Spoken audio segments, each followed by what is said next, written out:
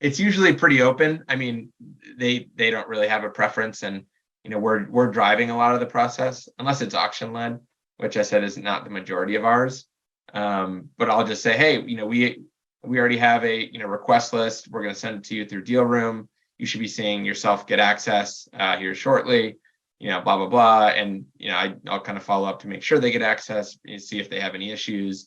And I would say 9 out of 10 times so far, there's been no issues. They're like, yep, we're in. I can see everything, like no issues. It seems like it'll be pretty straightforward, things like that. And then, within the next couple of days, one of the things that I look for is either in my notification settings, I'll start to see the kind of red notification bubbles pop up. And then in here, anytime there's a comment or anything, it'll be, I know they've added detail, or, I get an email saying so-and-so added a document, or kind of followed up with a response to a certain diligence request list. So that's really how things start moving, and I get them to start using it. And if they're moving slow, sometimes I'll do the good old double tap.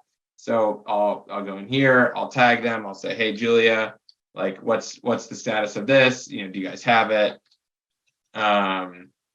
Something like that, and then I'll follow up with an email, or if we have our weekly call with them and say, hey, like, did you guys check DealRoom? Here, I'll flip it up during the meeting and say, hey, here's what's outstanding, because you can filter based on like what's still in progress.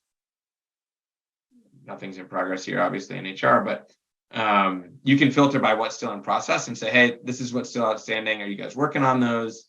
What's the kind of roadblocks, things like that. And then, their next steps are usually to go back and find the documents and then be using DealRoom.